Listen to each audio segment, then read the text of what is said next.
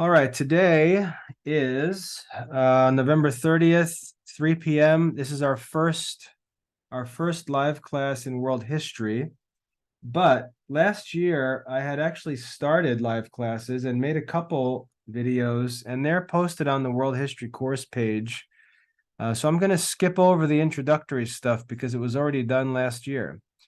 Those videos are up on the world history course. So if you're interested in that, those first few introductory talks, I'm going to tell you to go get them there. And I'm going to get right into the first main lesson of the course, which is ancient Egypt. Okay, so today we're going to get started with the study of ancient Egypt. Now, before I get going into this Egyptian history, I want to talk a little bit about your history studies. So follow me here, okay? Listen carefully.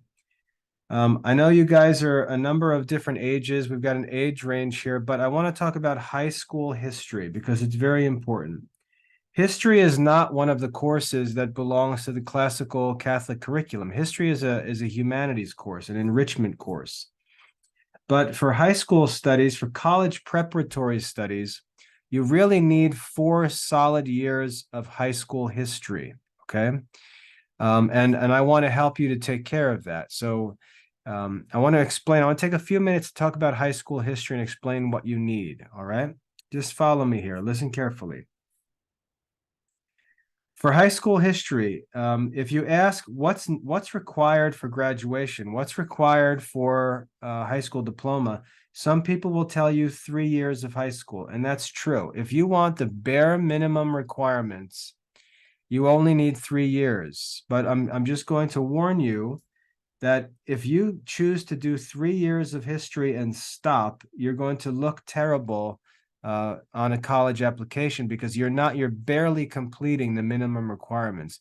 You should not have 3 years of high school history. You should have at least 4 years of history. And the history that's desired is world history, American history, and then some advanced study like American government or something like that. So what I recommend is that you should have 2 years of world history, 1 year of American history, and then your senior year in high school, you should devote your senior year to American government. Okay, that would be the best plan for high school history studies. 2 years of world history, 1 year of American history, and then your senior year, as you're getting ready for college and all that stuff, you want to be immersed in all of those studies of American government and all of those, issues as you get ready to actually become a voting American yourself, assuming we're all in America here. I think we are. But 2 years of world history, 1 year of American history, and then 1 year of American government. All of that's provided in the academy. Everything you need to get all of that done is available. And what I plan to do in these live classes, God willing, and I can just do this consistently for an extended period of time, is just walking through all of that content. So all of the required material for high school history studies are complete. I don't think saying God willing is jinxing it, you know. I just, I'm very careful to talk about plans because I know that our plans are, nonsense. And I just want to be respectful when I talk about plans, okay? But my plan as a man, my plan is to offer these courses and walk students through all the required studies for a high quality high school history program. And I just want to recommend to all of you that you consider 2 years of world history, 1 year of American history, and 1 year of American government, okay? I'm going to share my screen just to show you on the Academy Study Center that all of this is available and will be continually made available. So down in the humanities area of the curriculum is where these courses are found, because humanities largely refers to history and literature. The real arts and studies, the real arts and sciences, they're in the other categories: trivium, quadrivium, philosophy, and theology. Outside of that, the humanities is really the study of history and literature, okay? And if you go down there, world chronology is intended for kids who are younger than high school age. That's intended for kids getting started when they're like 8 years old, and they can continue studying chronology all the way until high school if they want to. All right. But world chronology is an overview of world history that's intended to help the kids memorize an outline of historical events, which becomes very helpful. But when you get up to high school age, up into the level 300 courses, you'll see world history, you'll see American history, and then down here you'll see American government, and you'll even see economics as another option if you even want to do more. Okay, so those would all be considered high school history or high school social studies classes. World history, American government, and then, another option is economics, like I said. The world history course should really cover 2 years. So the content of the world history course, there's a ton of content there. It's 2 years worth of study. So I would say, like, freshman year of high school, do the first half of the world history course. Sophomore year, do the second half of the world history course. Junior year, do the American history course. Senior year, do the American government course. If you're really advanced and motivated, you can even add economics, which would be very good for your transcript. Okay, so that's my plan for students with high school studies with these history courses. That's what these history courses are for. And what I'm going to do on Thursdays is go through this world history course. And then on Friday, we'll go through American history. And when we get done with that, we'll go on through American government. Okay, so all of the content required for 4 years of high school history is available in the Academy, and we'll go through it together in these live classes. For those of you who are younger, if you're 12 years old, 13 years old, you're not high school age yet, or even younger, 10 years old, whatever. I would recommend that first you do the chronology course and get that studied first. Okay, so the first course when you're younger would be chronology. If you finish the chronology course, which more and more students are getting done earlier and earlier, if you finish the world chronology course, you can get started with world history. Okay, it's not difficult, but I wouldn't recommend that you count it as high school studies. I would advise you, when you get to your high school years, ninth grade year, like age 14, 15, I would advise you to just start fresh and go through the course fresh. So, even if you've gone through it before, go through it fresh. I mean, just think about what would happen if you already went through the course on your own in earlier years and started over in your ninth grade year. You can just go through it very easily, get very high scores on everything, and it will put an easy A on your high school transcript. That's what I'd recommend. Same thing sophomore year, just, the second half of world history, start it fresh, get all A's on your transcript, make it as easy for yourself as you can. So that's what I'd advise, all right? But world history, 2 years of world history, 1 year of American history, and 1 year of American government would provide you with the perfect high school program of history studies. All right. So that's what I would like to do in these Thursday and Friday meetings, is just help you go through all the content of a good high school history education. Okay. So that's an introduction to at least what we're going to cover with world history. Now, the problem with history studies, and I'm going to open up our book here. The problem with history studies is that history is a dangerous subject, because students tend to read a history book and just trust that whatever it says is true. And there's no reason to do that. History is like a constant ongoing debate. We've got people researching. There are archaeological sites being dug up and examined for the first time in history. Much of the historical knowledge we have about ancient places has been developed over the last 100 years as archaeology has really become significant. Modern technology changes our ability to study the world and study archaeological sites. For example, we've got satellites and things in outer space that can examine the Earth so carefully that these satellites can actually identify locations on the Earth where it's obvious that there were cities that are completely buried. And the technology is actually revealing to historians as these satellites and these satellite images just allow us to scan the whole globe. Things are being revealed to historians that might not even have been known of before. And we're just getting started. Historians are just getting started with things like scanning the bottoms of the oceans and seas and things like that, and being able to recover all kinds of information that really has been unknown. So history is a constantly developing, constantly changing field, and we should never act like historical knowledge is somehow absolutely certain. Some of our historical knowledge comes from what we call primary sources, where people living during the events wrote things down. But as we all know, people lie about things. I mean, if I ask you, do you trust that everything everyone around you says about their daily activity is reliable historical evidence? The answer would be no. We all know people lie and exaggerate and stuff like that. And people who wrote histories did the same thing. There were historians who wrote to try to make their king look good, who tried to cover up bad things a king did or something like that, or who tries to persuade the people that the gods want this person to be king by writing a history that glorifies this one person or family. So history is a topic that I want you to think about as something that needs to be constantly researched, constantly checked, constantly debated, and so on. It's not certain. It's not like philosophy. It's not like theology. It's not absolutely certain information.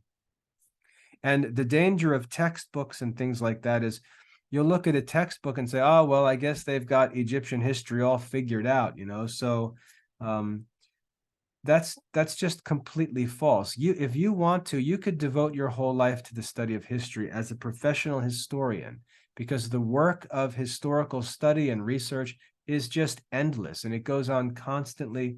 There's positions and opportunities at every college, every school, everywhere to be a professional historian. And the information isn't all figured out. In fact, the textbooks make it look a lot simpler than it really is. And you'll find opposite statements on just about every detail of world history in most places.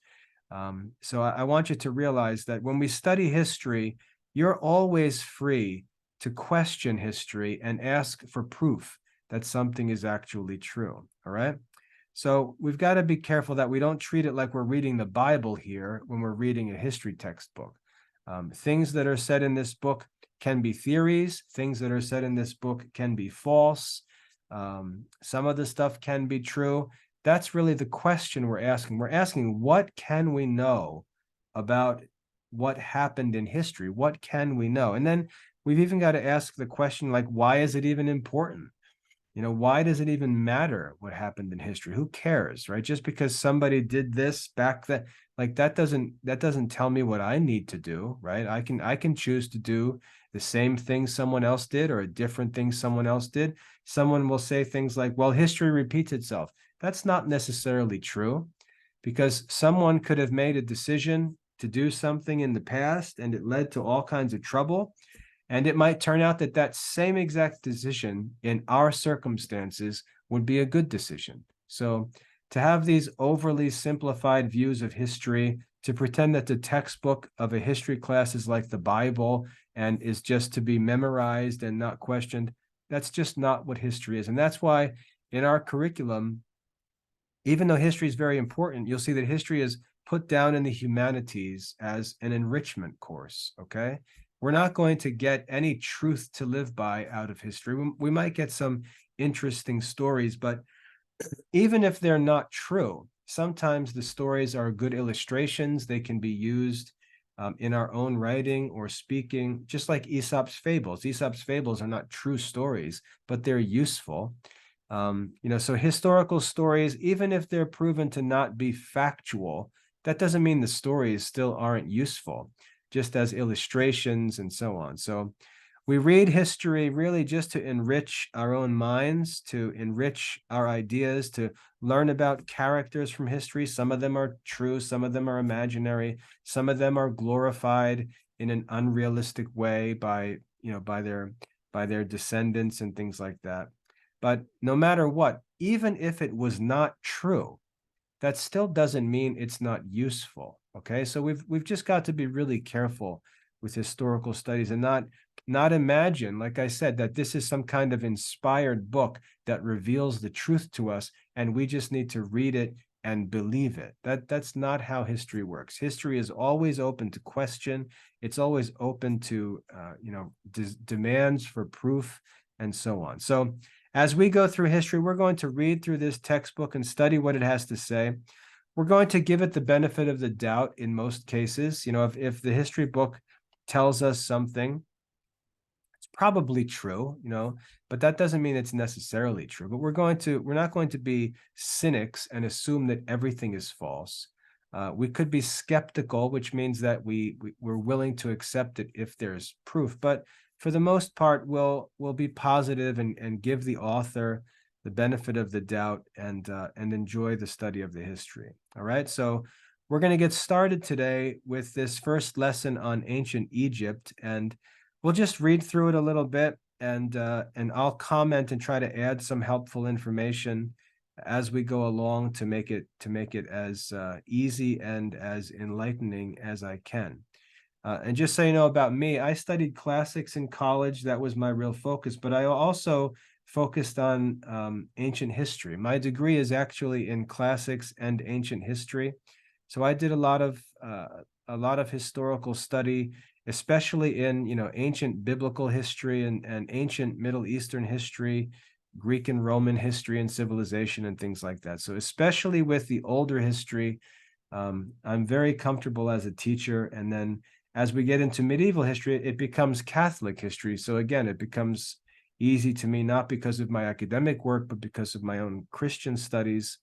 And then when we get into American history and American government, I'm actually doing some studies in American history and government now. So I've got most of this content covered as far as teaching goes, and I'll try to share with you a lot of the best stuff that I've learned and know from my own studies. So hopefully I can make this especially helpful for you.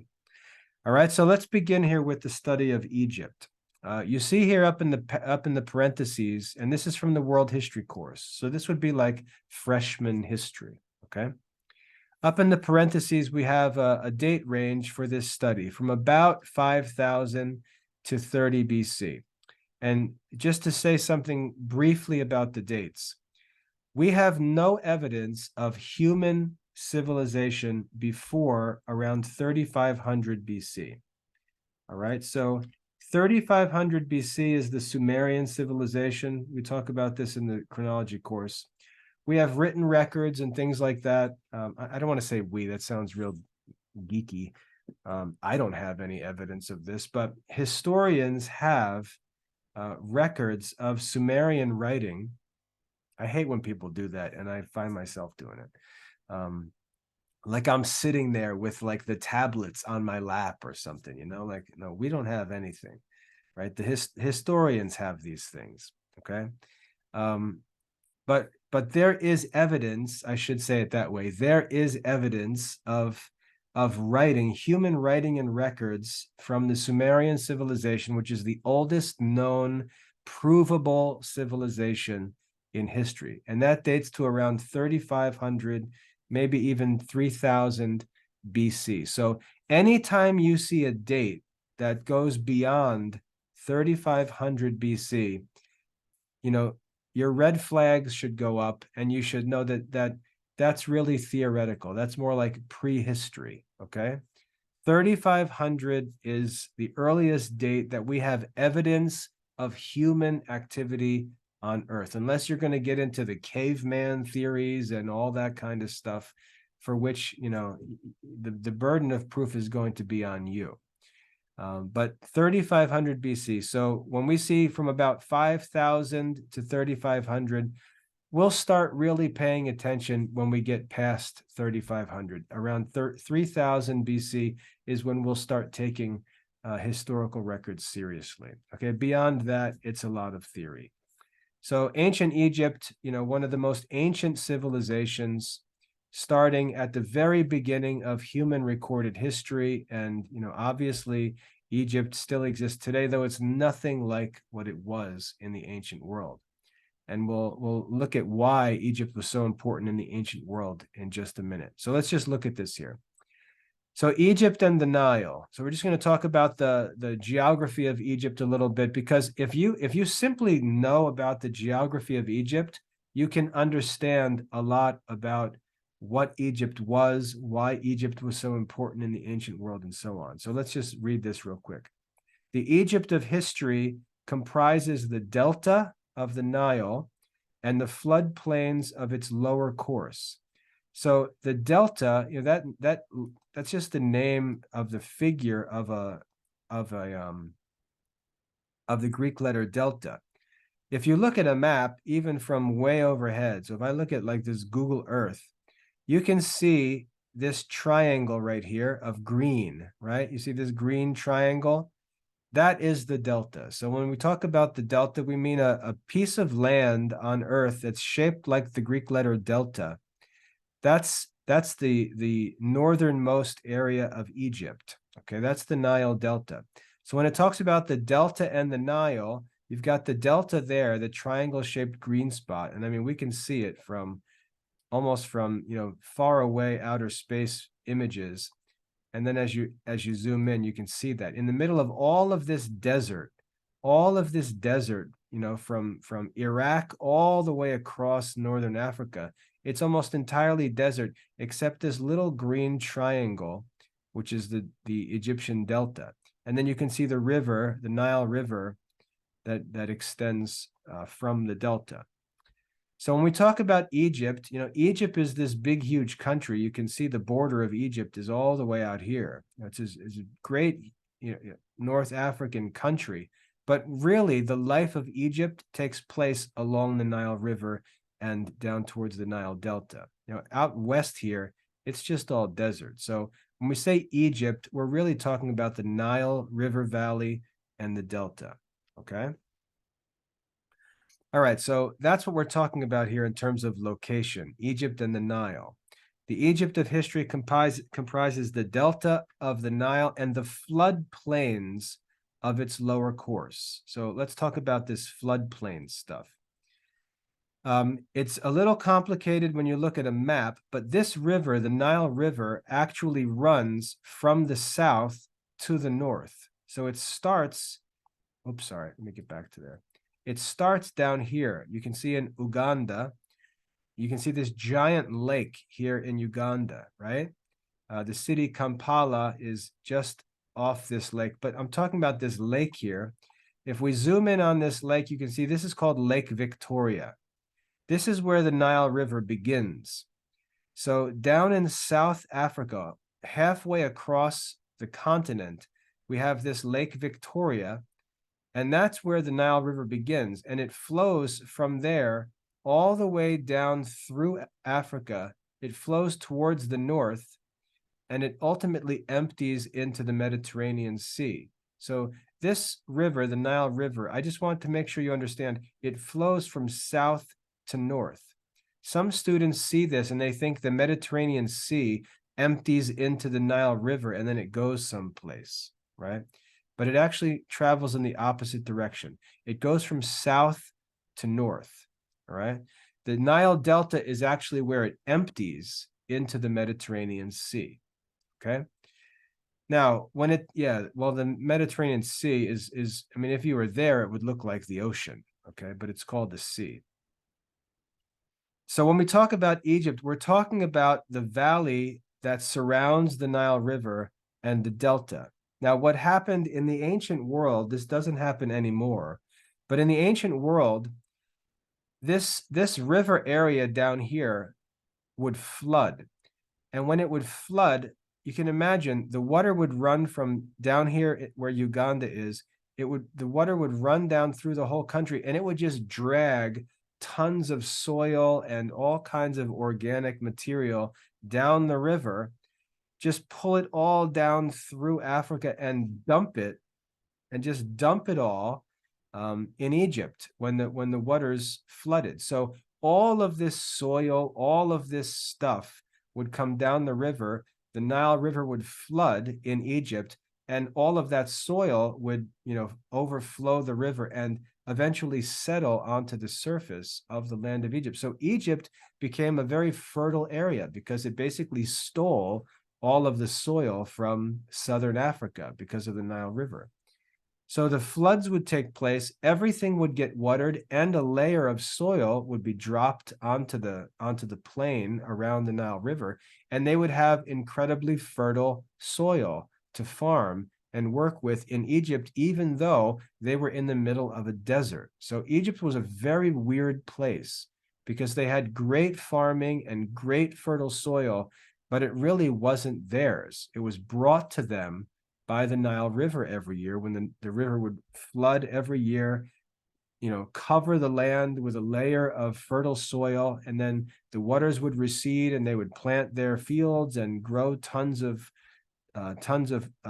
crops. And Egypt was a very, very wealthy nation all throughout ancient history because of the Nile River. Now, again, what's amazing about Egypt is Egypt has no rain. There's no rain in Egypt, but the flooding of the river provided so much water and moisture to the ground that their farms could basically live off of the flooding of the Nile and have no rain. Yeah, they're in a desert. There's no rain there.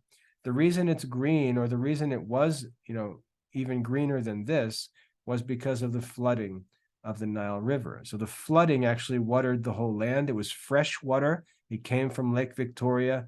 And so the whole land of Egypt through the plain was watered by the flood and covered by fertile soil, giving them, incredible farming opportunities, even though they had no rain. And what's even better about it was the weather really couldn't destroy anything because, the weather was just always dry, always sunny, but you had all of that fertility and moisture from the Nile itself.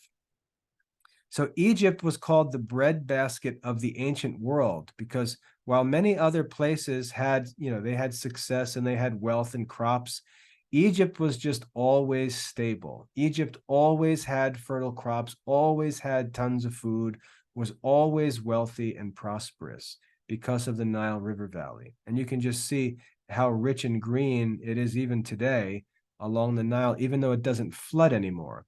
The reason why it doesn't flood anymore, does anybody know why it doesn't flood anymore? Anybody know? I saw Serena, you said you had been out there. Anybody know why it doesn't flood anymore? Yeah, that's very good, James. Because the flow of the river is now controlled. Egypt has built what James said there, the Aswan Dam, that actually controls the flow of the river, and they control it to use it to produce electricity. So the river isn't allowed to just flow anymore and flood the land. It's now controlled. So there's no more flooding of the Nile, all right? How do they get their crops? Well, now they would use artificial irrigation. It's just controlled, okay? So it's not like a natural flood every year. Now they can actually control it, and they just would, irrigate it themselves, okay? So that's one important difference between ancient Egypt and modern Egypt. All of this talk about the flooding of the Nile, it's no longer true. It's all modernized and controlled now. There's no more of that annual flooding, okay? Now, when you look at Egypt, however, and we just look at this with me here. Look at how safe Egypt is, right? Can anyone invade Egypt from the west? Is it possible to invade Egypt from the west? No, it's a gigantic ocean of sand, right? It's a desert. So Egypt is completely safe from the west. How about from the south? Can anyone invade Egypt from the south? No, it's desert, right? Even the Nile, once you get a little ways up the Nile towards the south, there are cataracts, which are areas where boats can't pass through. So you can't just sail down the Nile into Egypt. It's not that simple. So you can't invade Egypt from the south. You can't invade Egypt from the west. Look at the east. The east, likewise, is just all desert. So Egypt is safe from the east. The only way you could attack Egypt would be from the sea, from the north. So Egypt had a very easy time defending itself throughout its history. It had a very easy time. Even if someone tried to come from the east, I want you to see this. The only way you could get to Egypt from the east would be to travel along the coast and enter Egypt at this one spot. So all Egypt had to do was guard and protect this one spot, and they would have all danger from the east under control. So the only danger that Egypt had was from the sea. They simply needed to protect themselves in the north. So not only did they have the benefit of the Nile River flooding and giving them fertile soil every year, they also had natural protection from any kind of trouble, which allowed them to live peacefully for centuries and centuries and centuries. Okay, so Egypt was always associated with very great wealth and security. Okay, because of the Nile River, make sure you understand this, because of the Nile River and because of the natural protection that it had from invasion. Okay, well, civil war is something different, right? There were troubles that arose inside the city itself, inside the nation itself, but that's different. Okay, but as far as being a nation, it had stability and peace and prosperity for several thousand years, right? Several thousand years. Okay, so that's why in the ancient world, Egypt is always associated with incredible wealth and prosperity. The other benefit was because there really wasn't much pressure on the people of Egypt, because they were so fortunate with their natural circumstances that they were able to pursue things like liberal arts studies and religion. Follow me here. They were able to devote themselves to higher things because they really didn't need to go crazy to try to earn a living or protect themselves. So they had lots of leisure in ancient Egypt, and many of the philosophical sciences and mathematical sciences were developed in Egypt because they were able to devote themselves to those pursuits. So as you get into philosophy, you're going to learn more and more how important Egypt is in the history of philosophy because of their leisure and prosperity. So make sure you understand the reason why Egypt is significant is because of the benefits of the Nile River and its natural protection. Okay, keep that in mind. So the Egypt of history comprises the delta and the floodplains. These rich lands were formed in past geologic ages. That's just theory. There's no evidence for that. From the sediment brought down the river in seasons of flood. We know that to be true, but past geologic ages, just pump your brakes on that stuff. The delta was known to the ancients as Lower Egypt, while the valley from the head of the delta to the first cataract was called Upper Egypt. So if we look back at this map here, what's confusing is when you look at the map, we would normally think, well, this is the south, so this is Lower Egypt, and this is the north, this is Upper Egypt. But when the Egyptians referred to Upper and Lower Egypt, that's not what they were talking about. Upper Egypt meant literally higher Egypt, because the Nile River came from the highlands and flowed down to the lowlands, right? So Lower Egypt meant northern Egypt, and Upper Egypt or higher Egypt meant southern Egypt. So it's the opposite of what we see when we look at the map. All right, so don't get confused by Lower and Upper Egypt. Through the same means by which Egypt was originally created, the land each year was renewed and fertilized. Hence, the Greek historian Herodotus, that name is pronounced Herodotus, in a happy phrase called the country the gift of the Nile. So all of the prosperity of Egypt, all of the benefits of Egypt were owed to the Nile River.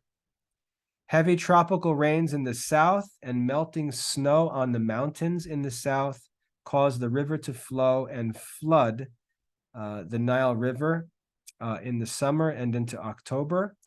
And then in the fall, the inundation or the flood would reach its greatest height, and the country presents the appearance of a turbid sea. So the whole country in the north would be flooded by the river, and all of the fertile soil would be dragged down the river as well and deposited on the land in Egypt. By the end of November, the river would return, so the flood would cease in November, leaving the fields covered with a film of rich earth. In a few weeks after sowing grain, the entire land, flooded by recently a flooded plain, would be overspread by a sea of verdure, that means green plant growth, which forms a striking contrast to the desert sands and barren hills that rim the valley. So the floods would begin in the summer and into the fall, and then they would end by November. The waters would recede, and the whole land would be fertilized and watered. Then they would plant in November. That may sound weird, planting in November, but that's actually how wheat is grown. Even here in North Carolina, wheat is planted in November, and then it's harvested the following June, the following summer. But the fields would be prepared for harvest. They would be able to plant the wheat seed, because remember, wheat is just grass. So it grows up a little bit and then comes into full harvest later in the summer. And that was just the normal cycle, and it was reliable every year. And so Egypt was called the breadbasket because they always abounded with wheat and grain production, always had tons of food. If you know the story of the Exodus in the Old Testament, you know that the Hebrews, when they were in slavery, they ate all kinds of vegetables and had all kinds of spices and fruits, because Egypt was just always fertile. It was always fertile. Okay, so that first section on Egypt explains to us the source of Egyptian wealth, how Egypt was always a prosperous nation because of the benefits of the Nile River. Okay, so that's, if you just keep that in mind, keep in mind why Egypt was safe from foreign invasion and why Egypt was prosperous. It kind of helps you to understand everything that happens in Egyptian history. All right. If you think about Egyptian religion, they worshipped the Nile River. No surprise, because the Nile River basically gave them their life. They worshipped the sun. No surprise, because all of their crops were produced by the collaboration of the Nile River and the sun.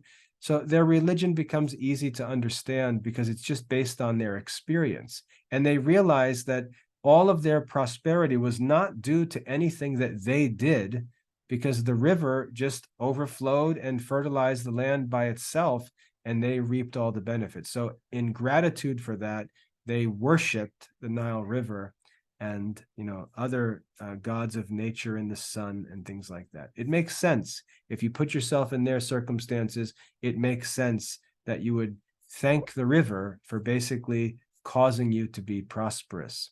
Okay, so that's the beginning, really the foundation of Egyptian history, to understand that. Now, as for the climate and the products, if we look at the map, we can see, looking across northern Africa, that it's all desert. I mean, it's not much of a mystery what the climate is like. Very dry, warm, but because of the Nile, spots of fertility and places where people could live comfortably, almost like paradise situation, because of the Nile River. So the climate is pretty easy to understand as well. In Lower Egypt, that is by the Mediterranean Sea, the rainfall in the winter is abundant because it's close to the sea and further north. But the climate of Upper Egypt, we'll look at that map in a second. The climate of Upper Egypt, away from the sea, is all but rainless, with only a few slight showers falling throughout the year. The dryness of the Egyptian air is what has preserved, through so many thousands of years, in such wonderful freshness of color and with such sharpness of outline, the numerous paintings and sculptures and monuments in the country. So the land is so dry that it has actually allowed many of these ancient paintings and and drawings and things like that that still remain in ancient Egypt to exist because they weren't molded or corroded by moist air, which can destroy stuff like that. So one of the reasons we know so much about ancient Egypt is because it's been preserved because of the dryness of its air, right, based on the climate. The climate of Egypt is semi-tropical. The fruits of the tropics and the cereals, that means grains like wheat and things like that. The fruits of the tropics and the cereals of the temperate zone grow luxuriantly. It's a very wealthy, prosperous civilization. From early times, the land was the granary of the East. Anybody know what a granary is? What does it mean that Egypt was the granary of the East? What does that mean? Egypt was the granary of the East. What is that? Yeah, very good, Cecilia. A granary is a place where you store all of the grain. And I don't know how much you know about all this stuff because if you don't know like how wheat's produced and things like that, you might not understand this stuff. But wheat is basically a grass, and it grows and it produces what are called wheat berries, which are seeds. And the seed is the wheat, right? So the heads of all of the wheat is collected. It's separated from all the dead grass, and then it's ground up. When it dries, it's ground up into flour, and you can make bread and stuff like that with it. But the grain itself would be harvested and stored in giant storage facilities. And because the produce of Egypt was so reliable and so constant, other countries would get into trouble. Other countries would have famines or have, other natural disasters and things like that. And they would all have to go to Egypt in order to get bread, to get grain. We even read about this in the Bible, where the patriarchs of Israel have to go down to Egypt to get grain. All right. So Egypt, because it was so reliable, always so prosperous, it was called the granary of the East. And again, that was because of its climate and because of the benefits of the Nile River. To Egypt, less favored countries, when stricken by famine, looked for food, as did families of Israel during drought and failure of crops in Palestine. So to live in other places, you're dependent on weather. Down here in North Carolina, for example, if there's too much rain, and it's not so simple as we just need rain. If there's too much rain and the ground's too wet, the farmers can't plant. And so it could be too wet, it could be too dry, it could be too hot, it could be too cold. It's really difficult to get all the conditions just right for a great harvest. Whereas Egypt didn't have any of those troubles. Everything was stable because of the Nile River. Okay. So that's the climate of Egypt. Other places were third world compared to ancient Egypt. Yeah, but I want to just make sure you understand why, right? The why is the important part. Because of the benefits that they received from the Nile River, first of all, they were not dependent on the weather. The weather didn't matter. It was usually dry. It didn't matter. There were no storms. They weren't dependent on weather conditions. All that had to happen was the Nile had to flood. As long as that happened, everything was safe. Okay. Our country is even not like that, right? We have times where there's famines and droughts and things like that. Egypt didn't have to worry about that. Okay. So I want you to understand why Egypt was so wealthy and prosperous for so long in the ancient world. Now, in the next section, we get into the political history of Egypt. Follow me here. We get into the political history. And again, this is why things get a little bit shady in ancient history, because really this starts around 35 or 3100 BC. So when you see dates beyond that, when you see dates going back to like 4500 BC and stuff like that, these dates are just very sketchy. So, you don't want to build your house on any of these dates, okay? Most of them are theoretical or estimates. I really wouldn't recommend going beyond 3500 because there's just no evidence. But anyway, you can imagine this nation, Egypt, right? Safe from invasion, prosperous because of the flooding of the Nile. they would have a stable government and a stable civilization for thousands and thousands of years. But as one of you said before, I don't know why you're fooling around on the chat. It's the waste of your time. As we said before, the only danger that they faced was internal. So they had to be careful for internal trouble. And as we study their history, we'll see that that really was their main struggle, was struggle that came from within, that related to things like religious controversies and stuff like that. But they've got a period of history where Egypt is ruled by 31 dynasties. So there's this long extended history of Egypt, 31 dynasties that rule the nation, and they're ruled by kings who are called pharaohs. And most Christians know about this because of biblical history. They're called pharaohs. That's the name for the Egyptian king. And the first of the kings, this information is important for your assignments and assessments. The first of the kings was named Menes.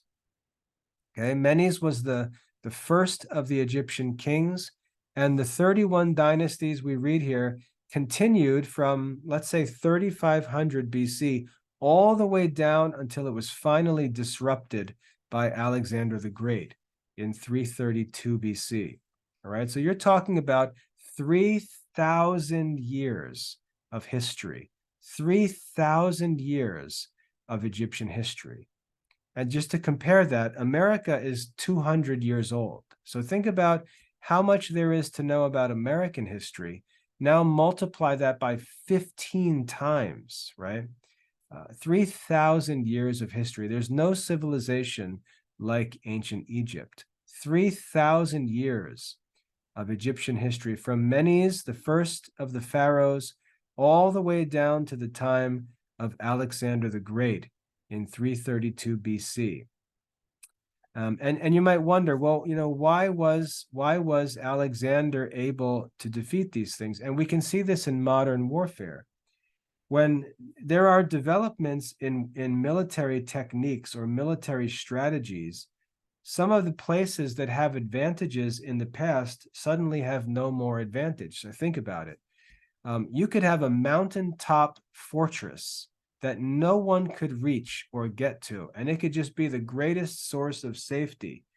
And that completely ends when the airplane is invented, right? When the airplane is invented, it doesn't matter whether you're on top of a mountain or in the bottom of a valley. You're easy prey for a plane with bombs on it. It doesn't matter. It doesn't matter how high your walls are on your city. We'll drop bombs right into those walls. So you can just see how military technology that develops different military strategies can take a place that was impossible to invade in the past and all of a sudden make it vulnerable to attack. And so as we study history, we've got to pay attention to military methods and strategies and things like that.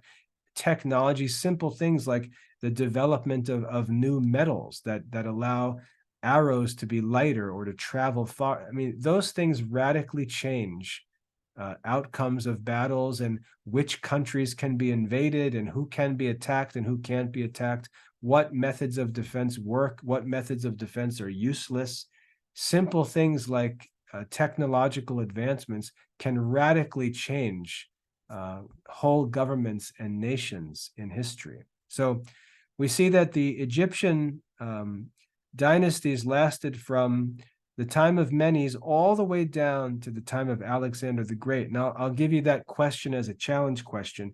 What allowed Alexander the Great to eventually conquer all of these places that were formerly impossible to take over? So that's a challenge for future studies, to understand what actually allowed Alexander to have such great success. All right. So we've got 31 Egyptian dynasties, and for the rest of this chapter, what we do is we walk through these dynasties. Now, what's important to know is, you'll see that there are certain dynasties that are focused on. There's a lot of information in this chapter. But what I would like you to focus on is, what is the cause of the changing of these dynasties? That's what's important. Remember to always ask the question, why, when you study history. So when we read about things changing in the fourth dynasty, or the kings building pyramids. Why did they build pyramids? Why did things change? When the government changes down further along, and the Hyksos come into the scene, excuse me, in the 12th dynasty, I want you to ask, why did this happen? What actually happened? Why did these changes take place? Don't get lost in all the historical details, because remember, some of it might not even be true. Pay attention to the major events and ask why, and try to understand why these things change, okay? So we don't have time to get into any of that information today because we're already out of time. But what I wanted to get into today, and what we did get through, is just understanding, why was Egypt so important in the ancient world? Why was Egypt, of all places? Because today, Egypt is relatively unimportant. We don't talk much about Egypt today. Egypt is not a major world power or anything today. Why was Egypt so important in ancient history? Okay. You should be able to answer that. You should be able to give me 2 reasons why Egypt was so important in ancient history. Who can give me 2 reasons? What are the 2 reasons why ancient Egypt was so important through the history of the ancient world? Because of the Nile and because of the safety provided by their location. Yeah, very good. That's right. Okay. Fertile land allowed them to be prosperous, and the natural protection that they had from invasion allowed that prosperity to be uninterrupted. Very good. Now, when we study other civilizations, you're going to see that those same 2 things are true of those other civilizations, but not to the same degree that they were true of Egypt. Okay. Obviously, you need to be prosperous in order to survive, and you have to have defense. So we'll see that most of the major civilizations in ancient history were places that had like a great river system, or had a great fertile valleys, fertile lands, and they also had natural protection. So those 2 things. That's why geography is so important. Geography is a large a source of explanation for why history happens the way it does. A lot of times, if we just look at the geography, we can see why this place became a great civilization. This place became a great civilization. Why this place was able to conquer this place. Usually we can just look at geography and reason out the history that's going to take place because of the benefits and the disadvantages that different places have, okay? And we'll do that. As we go through the history, we'll take time to study the geography and ask that question. Now, one last thing before we finish. If you look at this page here in the book, you've got this map. This map is helpful just to learn the location and names of some cities and things like that. It's got some important points listed. But the problem with these maps, overhead maps like this, old-fashioned maps, is they just don't allow you to understand the history and the influence of geography on history. When you get to something like Google Earth, and you can zoom into these places and you can go 3D on these places like this, it really allows you to understand more and more why some places were so significant. It gives you a much better understanding of how the geography affected the history. So we need to use these modern tools because they're very, very helpful, much more helpful than old overhead maps, which really don't allow you to understand any of that. So what we'll do is we'll study these maps a little bit, but we'll spend a lot of time in Google Earth, allowing all of this 3D satellite imagery to help us to understand the why of history based on geography. Okay. Yeah. I mean, if I was your age, kids your age, so many of them are playing video games and stuff like that. If I was your age, I think I would spend all my time on Google Earth. I would be exploring every mountain, every river, every city, every place. I'd be down. You can go down under down under the water in Google. I mean, it's just, it's really an amazing tool that, like everything else, is largely neglected and wasted today because, people will just choose to use technology for nonsense. When a tool, I mean, can you imagine if ancient people could see something like this, If ancient people could see stuff like this, yeah, I'm not criticizing games, James. There are some really great games. I know that incorporate this technology and even history and stuff like that. But I mean, can you imagine if Alexander the Great had access to Google Earth, what he could possibly do? It's the technology is just amazing. So we're going to take advantage of it as we study together. All right. So yeah, there are places where you can explore underwater with Google Earth. I know one time I looked at out by the Straits of Gibraltar on the west coast of the Mediterranean out here. You can get down in here and really get down into the water even. So it gets pretty high tech in certain places. All right, so that's all for today. That's what I wanted to get into. I wanted to talk about what it was that made Egypt great, why Egypt is so important in world history. And as we go through, all of ancient history, all of classical history, ancient Greece, we're going to see everyone dealing with ancient Egypt because they were just always prosperous, always powerful. And now we know why, right? So I hope that's a helpful intro to this first lesson. Next class, we'll continue this lesson, and we'll just make our way through high school history, through world history, and then through American history on Fridays, and we'll just keep going. All right. So that's all for today. I'm going to wrap up and turn off this recording. So we're done with this. Stop sharing, turn off the recording.